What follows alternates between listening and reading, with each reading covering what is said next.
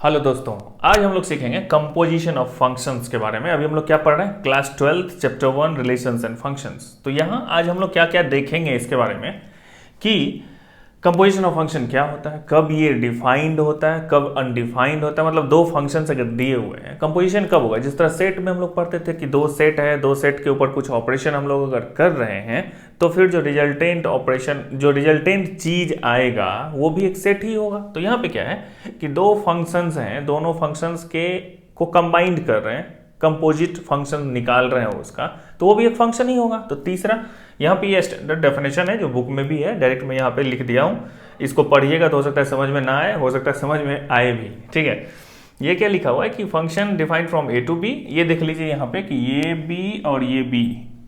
ठीक है, अभी मैं आगे और सबको इजीली समझाऊंगा। तो पहले आप ऐसा कीजिए कि इसको अभी हम लोग समझते हैं। पहले आप एक चीज देखिए, एक एग्जांपल लीजिए। मान लीजिए आपसे कोई पूछे, उस इस तरह से समझते हैं एग्जांपल बेसिस पे। F of x equal to cos X है और G of x equal to X square. मान लिया फंक्शन आप जानते हैं। मान लीजिए कोई फंक्शन अगर रहता है f of x equal to, मान लीजिए कि अगर रहा एक्स क्यूब।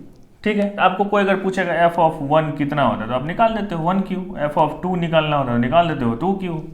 बहुत ईजी है ना। ठीक है, तो ये जब आप निकाल देते हो, इसका मतलब कंपोजिट ऑफ फंक्शन भी आप निकाल लोगे। कुछ अंतर है ही नहीं। ठीक है, एक स्टेप और है। वो स्टेप क्या है वो देखिए। अगर मान लीजिए अब हम लोग को क्या सीखना है, यहाँ पे फॉग सीखना है, गॉफ सीखना है, ये सब क्या है अगर आप नहीं जानते तो बस इसको देखिए। ये जैसे एफ ऑफ एक्स था तो ये हो जाएगा एफ ऑफ जी एक्स, ये हो जाएगा। इसी चीज को हम लोग इस तरह से भी लिखते हैं, इस तरह से भी लिख सकते हैं, इसको ऐसे भी लिख सकते हैं एफ ऑफ जी एक्स। तो अंतर क्या हो गया? ये एफ ऑफ एक्स था यहाँ पे, उस एक्स के जगह पे अब जी एक्स घुस गया और तो कुछ हुआ ही नहीं, कोई अंतर नहीं है। वहां एक्स था, ये जी एक्स हो गया। फिर इसी तरह यहाँ पे भी जैसे गॉफ है तो ये क्या हो जाएगा जी ओ एफ ऑफ एक्स, ऐसे लिख सकते हैं, या जी ऑफ एफ ऑफ एक्स लिख सकते हैं। अगली बात, जी और एफ और एच और एम जो भी चीज है ये फंक्शंस का ऐसे ही नेम है। ये स्टैंडर्ड वे है। एफ और जी हमेशा लोग मानते हैं। आप कुछ भी ले लो, ए ले लो, बी ले लो, सी ले लो, कोई फर्क नहीं पड़ता। ठीक है, अब ये हो गया। तो अगर आपसे कोई पूछे कि ये दो फंक्शंस दिए हुए हैं, ये फंक्शन कहां से कहां डिफाइंड है, उस चीज पे भी दिमाग मत लगाइए। मान लीजिए कि एफ ऑफ एक्स एक कॉस एक्स है, कहीं भी डिफाइंड हो, रन दीजिए, सब जगह डिफाइंड है। लेट अस अज्यूम ये आर टू आर है, मतलब रियल नंबर से रियल नंबर, डोमेन भी रियल नंबर, कोडोमेन भी रियल नंबर। ठीक है, मान लीजिए कि गॉफ भी डिफाइंड है और फॉग भी डिफाइंड है, क्योंकि अभी मैं बोला कि हो सकता है कि डिफाइंड ना हो, वो अभी देखेंगे हम लोग आगे कंडीशन। अभी मान लीजिए कि वो सब चक्कर नहीं है, डिफाइंड या डिफाइंड का है, सब कुछ है अवेलेबल। अब हम यहां पे निकालेंगे, मान लीजिए कि गॉफ का मतलब क्या हुआ। अगर ये G of x equal to X square कोई बोला है आपको, और कोई पूछ दिया आपसे कि जी ऑफ 1 निकालो, तो आप निकाल दोगे ना, 1 स्क्वायर लिख दोगे इक्वल टू 1। अगर जी ऑफ 2 कोई बोल दिया तो क्या बोलोगे आप, G of x equal to X square है तो 2 का स्क्वायर लिख दोगे इक्वल टू 4 हो जाएगा। जब ये लिख दोगे तो ये लिखने में क्या है, ये भी लिख सकते हैं जी ऑफ एफ ऑफ एक्स हो गया। इसका मतलब यही है ना। और जब यहाँ पे आप जी ऑफ 1 2 निकाल सकते हो तो जी ऑफ एफ ऑफ एक्स निकाल सकते हो। एफ ऑफ एक्स है कितना भैया, देखो एफ ऑफ एक्स क्या है, कॉस एक्स, बात खत्म। यहाँ पे एफ ऑफ एक्स में जब 1 डालना होता था तो 1 डालते थे, 2 रखते थे 2 रखते थे। एफ ऑफ एक्स को पूरा का पूरा उसी के अंदर डाल देंगे। कैसे डाल देंगे, जी ऑफ कॉस एक्स जो है उठा के उसके अंदर डाल दो, कॉस एक्स। एक स्टेप यहाँ पे एक्स्ट्रा हो गया। अभी हो गया क्या, जी ऑफ कॉस एक्स। समझ आ रही बात। तो अब देख लीजिए यहाँ पे जब जी ऑफ एक्स होता है तो क्या हो जाता है, एक्स स्क्वायर। इसका एक्स तो यही है ना, अब ये जो जी एक्स है यही एक्स है, अब इसका square equal to cos x पूरा का स्क्वायर। आगे बात समझ में ना, क्योंकि एक्स का स्क्वायर यही अब एक्स है इसका। ठीक है, तो this equal to cos square x, बात खत्म। आगे बात समझ में, कितना इजी है। अगर आपको कोई बोलेगा कि फॉग निकालो, फॉग मतलब f of g x, f of g x, जैसे जैसे लिखा है वैसे वैसे लिख दिया हमने, अब बात खत्म। अगर यहाँ पे F of x equal to cos x था, आपसे कोई पूछ लेता है यहाँ पे एफ ऑफ पाई बाई 4 निकालो, आप निकाल देते। एफ ऑफ पाई निकालो, निकाल देते। एफ ऑफ 2 पाई निकालो, जो भी बोलता है आपसे कोई तो आप निकाल देते ना। ठीक है, उसी तरह यहाँ पे एफ ऑफ जी एक्स, तो f of g of x है कितना, एक्स स्क्वायर, तो एफ ऑफ एक्स स्क्वायर। अब यहाँ पे x जहां पे है वहां पे क्या हो जाएगा, स्क्वायर। है ना, ये एफ ऑफ एक्स क्या है, कॉस एक्स, तो यहाँ पे डाल दीजिए एक्स के जगह पे एफ ऑफ एक्स स्क्वायर, तो अब ये कितना हो जाएगा कॉस एक्स स्क्वायर। आ गई बात समझ में, तो ये हो गया कॉस एक्स स्क्वायर, ये हो गया कॉस स्क्वायर एक्स। दोनों में दिखा कुछ अंतर कि गॉफ अलग चीज है, फॉग अलग चीज है। मतलब कि अगर दो फंक्शन दिया हुआ है और इसका गॉफ निकाल रहे हैं, इसका फॉग निकाल रहे हैं, तो हो सकता है कभी कभी हो सकता है कि दोनों बराबर हो, लेकिन इन जनरल गॉफ और फॉग इक्वल नहीं होता है। और कैसे निकलता है ये आप देख लिए यहां पे। अब आती है मुद्दे की बात, डोमेन की आती है, कोडोमेन की आती है, कहां पे डिफाइन होगा, क्या हमेशा आप गॉफ निकाल सकते हैं, क्या आप हमेशा फॉग निकाल सकते हैं, क्या देखते हैं अभी नेक्स्ट एग्जांपल में। तो हम लोग देखे अभी कि गॉफ कैसे निकलता है, फॉग कैसे निकलता है, कोई अगर दो फंक्शंस दिया हुआ है तो। अब देखते हैं, और अब आते हैं ओरिजिनल मुद्दे पे, इस मुद्दे पे कि कहां पे वो डिफाइन होता है, मतलब कहां पे हम गॉफ निकाल सकते हैं, कहां पे हम फॉग निकाल सकते हैं अगर एफ ऑफ जी दो फंक्शंस दिए हुए हैं तो ये जो डेफिनेशन लिखा हुआ है इसी के बेसिस पे एग्जांपल लेते हैं, एग्जांपल से क्योंकि ज्यादा समझ में आता है। ठीक है, अब देख लीजिए कि मान लीजिए एफ ऑफ एक्स, ये एफ एक्स एक फंक्शन है जो कि ए से बी अगर डिफाइंड है मान लिया, तो ये f of x equal to ये एक्स स्क्वायर ले लिया। ठीक, इसी के हिसाब से इसको देखते हुए यहाँ पे समझेंगे अभी हम लोग। ठीक, अब जी एक्स ले लिया, ये बी से सी डिफाइन है, तो मतलब जी ऑफ एक्स इक्वल टू एक फंक्शन ले लिया 2x प्लस 1। ठीक है, इजी है। कहां से कहां डिफाइंड है अभी हम लोग नहीं ले रहे हैं, मतलब इसका डोमेन क्या है, कोडोमेन क्या है, उस पर अभी चर्चा नहीं चल रहा है, हम लोग उसको देखेंगे अभी। आपको सब कुछ क्लियर कट दिखने लगेगा कि क्या होता है इसका कॉन्सेप्ट। ठीक है, अब ये जब हो गया तो आप इसको बनाते हैं क्या, ये डायग्राम बनाते हैं। देखिए ये क्या है, एफ ऑफ, ये एफ फंक्शन, ये वाला एफ ऑफ एक्स। ठीक है, इसमें हम लोग क्या करते हैं कि अपने मन से 1 2 3 और 4 मान लिया कि यही 4 इनपुट है इसके पास, यही इसका डोमेन है इस एफ का 1 2 3 4। डोमेन मतलब समझे जहां पे फंक्शन डिफाइन है, हमने मान लिया कि 1 2 3 4 पे ही है। ठीक, तो इसका एफ ऑफ एक्स क्या होगा, यहाँ पे एक्स स्क्वायर मतलब 1। ठीक है, 2 का स्क्वायर मतलब 4, 3 का स्क्वायर मतलब 9, 4 का स्क्वायर मतलब 16। ठीक है भाई, कोई प्रॉब्लम नहीं है। तो 1 का 1 से, 2 का 4 से, 3 का 9 से, 4 का 16 से रिलेशन है, कोई प्रॉब्लम नहीं है भैया इसमें। अब देखते हैं कि B से C, ठीक, B से C जब है, ये हो गया A, ये हो गया B, ये हो गया C। ठीक है, C क्या बोलता है कि हम 2x प्लस 1 है, तो अब देखिए C क्या है, मतलब ये यहां से क्या है, G है, तो अब ये था एक, इसको भूल जाइए इधर वाले को, ये एक फंक्शन है, ये एक फंक्शन है, इसको भूल जाइए। तब इस फंक्शन का इनपुट क्या है यहाँ पे 1496, मतलब ये इसका डोमेन होने जा रहा है। आ रही बात समझ में, इस फंक्शन, क्योंकि यहीं पे ये डिफाइन होगा। तब 1 पे जब 1 डालेंगे g में, तो ये क्या होगा 2 into 1 is 2 plus 1 equal to 3। तो मान लीजिए 3 जो है वैसे मैं लिख रहा हूं और कुछ नहीं कर रहा हूं। 4 अगर होगा तो 4 इंटू 2 इज 8 प्लस 1 इज 9। अगर 9 होगा इनपुट तो 9 इंटू 2 इज 18 प्लस 1 इज 19। ठीक है, 16 होगा तो 32 प्लस 1 इज 33। ठीक है भैया, अब तो 1 से 3 का, 4 से 9 का, 9 से 19 का, 16 से 33 का, कोई इशू नहीं, अभी तक कुछ नहीं। यहां पे सबसे मेन चीज क्या थी, अभी आपने गौर किया होगा कि ये जो इसका डोमेन था और ये जो आउटपुट आया इधर, यही आउटपुट इसका इनपुट बन गया। ये दिखा आपको, यही बुक में आपको दिखता होगा ऐसा कि 3 डब्बा बना हुआ है, यहाँ से यहाँ ये एफ है, ये जी है, फिर ये एफ ऑफ एक्स हो जाता है, फिर ये ए है, बी है, सी है, ये G of F of x हो जाता है। तो यही फंक्शन ए से सी जो डिफाइन होता है वही गॉफ हो जाता है, जी ऑफ एफ ऑफ एक्स। मतलब ये एफ ऑफ एक्स क्यों हुआ, क्योंकि यही तो वाई है, इक्वल टू वाई। ये जब एक्स इनपुट डालते हैं इस एफ में तो एफ ऑफ एक्स निकलता है जो कि वाई होता है। तब ये एफ ऑफ एक्स इस जी फंक्शन का इनपुट हो गया। इसको लेमन लैंग्वेज में समझ लीजिए, जैसे रोटी तो सब खाते होंगे आप लोग, रोटी खाते हैं, बहुत सारे इसके हजारों एग्जांपल्स हो सकते हैं, ये मेरे माइंड में भी आया, मैं बता रहा हूँ। जैसे आप सुनते होंगे कि जैसे कि आटा होता है, ठीक है, आटा खाते हैं आप लोग, तो सॉरी आटा डायरेक्ट नहीं खाते, आटा को क्या होता है पहले उसमें पानी डाल के उसको गूंथते हैं, मिलाते हैं, फिर यहाँ पे आटा बनता है, ये पाउडर आटा होता है, ठीक है, पाउडर आटे का। फिर यहाँ पे पानी डालने के बाद ये बनता है। तो मान लीजिए एक मशीन मिलती है जिसमें कि पाउडर आटा डालो, ठीक है, ये एक फंक्शन है, इसमें पाउडर आटा गया तो इधर से पानी के साथ जो मिला हुआ गूंथा हुआ आटा होता है वो मिला, ठीक है। तो ये x था, ये f ऑफ x निकला। अब इसके आगे भी एक मशीन आजकल आती है कि ये आटा यहाँ पे डालो तो गोल गोल गोल गोल गोल गोल इधर से रोटी निकलता है। तो ये f ऑफ x इसमें घुस गया, समझ में आया बात। तो ये हो गया f ऑफ x, ये फंक्शन था f, ये फंक्शन था g।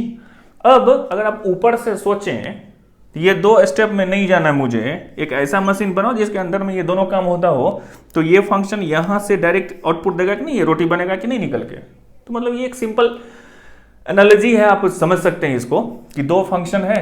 तो अब यहाँ पे तीसरा फंक्शन डिफाइन हो गया, बीच का फंक्शन गायब हो गया यहाँ से, ठीक।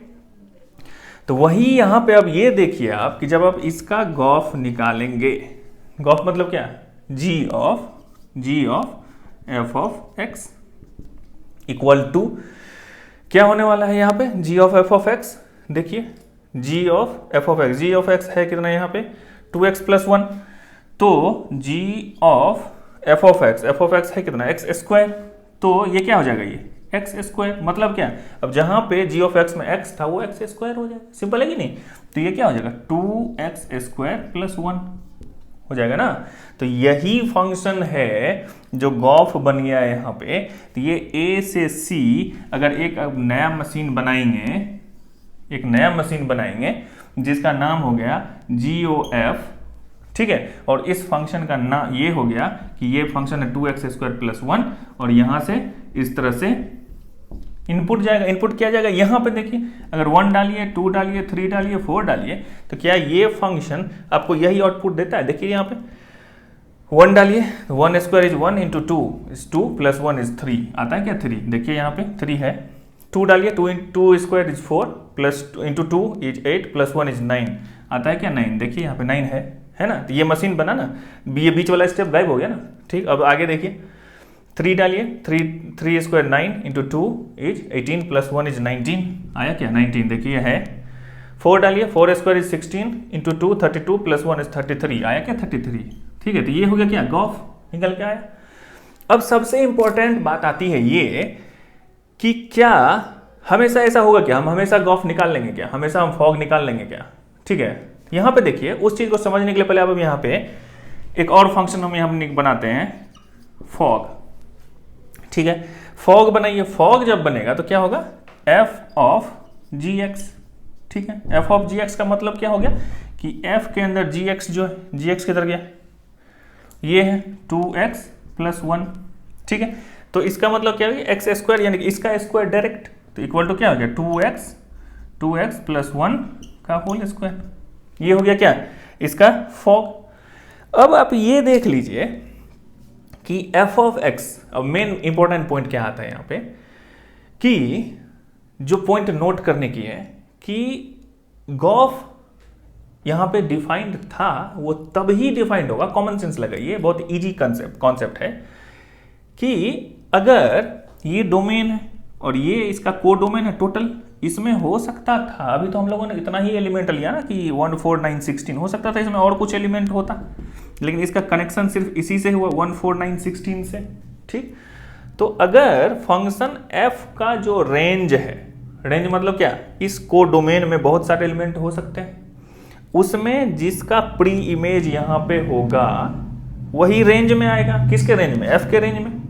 तो अगर फंक्शन f का जो रेंज होगा वो अगर सबसेट होगा किसका, g फंक्शन के डोमेन का, आई बात समझ में, इसको आप आराम से समझिए कि इसके अंदर जैसे 1 4 9 16 है अभी, ठीक है। तो ये क्या है, f का रेंज है 1 4 9 16, और यही डोमेन है किसका, g का। यहां पे मान लीजिए कि 4 पे ये फंक्शन ऐसे डिफाइन होता कि 4 पे इसका कोई इधर इमेज बनता ही नहीं, मान लिया कि 4 पे इधर कोई इमेज नहीं बनता, तो इसका मतलब क्या हो गया कि फंक्शन f का जो रेंज था, ठीक है, वो इस g के डोमेन में नहीं आया, आई बात समझ में।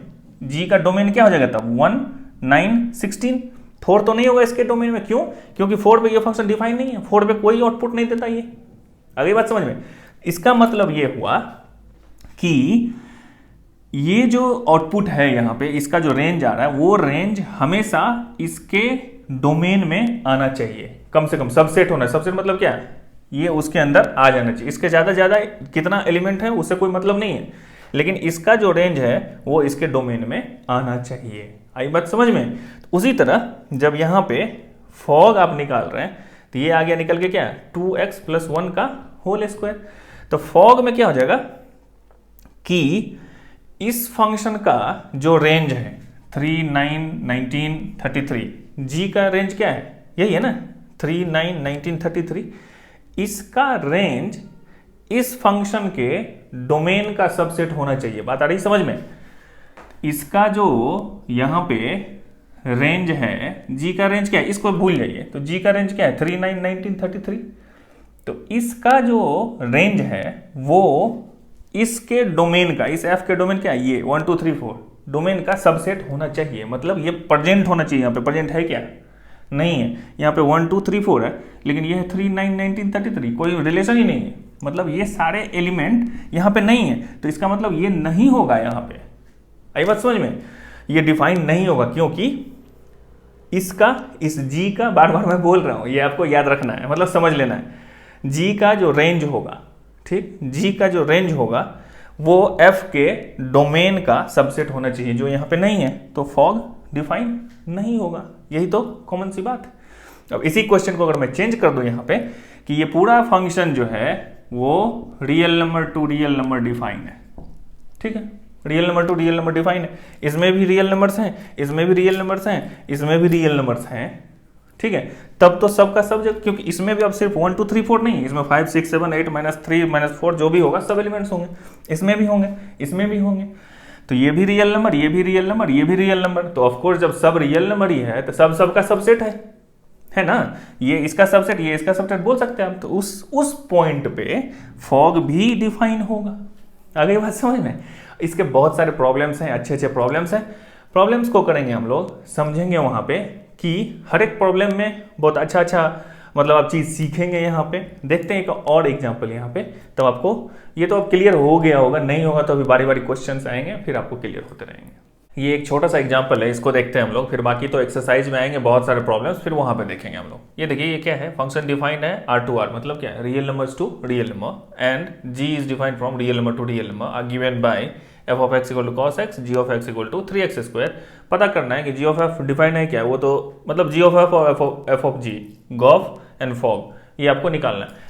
बहुत कुछ हो सकता है, ये गॉफ और फॉग ऐसा कुछ स्टैंडर्ड नहीं है। आप a और b लिखो तो a o b b लिख सकते हो। मान लो कि अगर a फंक्शन है और b फंक्शन है तो आप a o b भी लिख सकते हो, कोई फर्क नहीं पड़ता। आप वहां पे डिफाइन कर दो कि ये होगा a belong such that R to R और a of x is this, तो लिख सकते हो।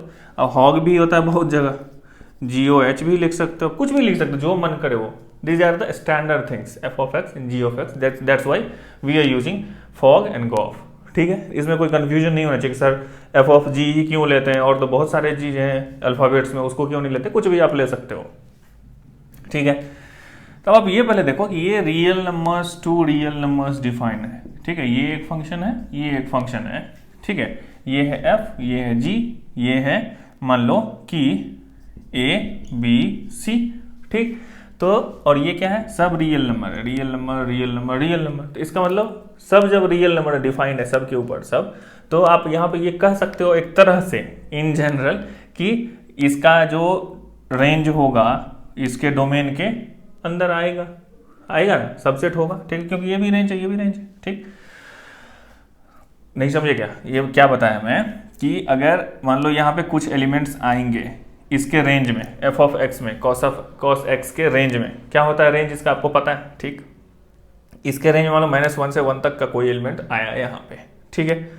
तो ये रेंज ये बोलता है कि इस फंक्शन के g के डोमेन का सबसेट होना चाहिए। इसका तो डोमेन R है, रियल नंबर्स टोटल, उसके अंदर -1 से 1 है, -1 से 1 है, तो ये तो of course -1 and 1 is subset of real numbers, है कि नहीं। -1 से 1 के बीच में कोई भी चीज होगा तो ये सबसेट ऑफ रियल नंबर ही है ना। तो जब है तो यहाँ पे गॉफ डिफाइन है, ठीक। उसी तरह से फॉग भी डिफाइन है। आ गई बात समझ में?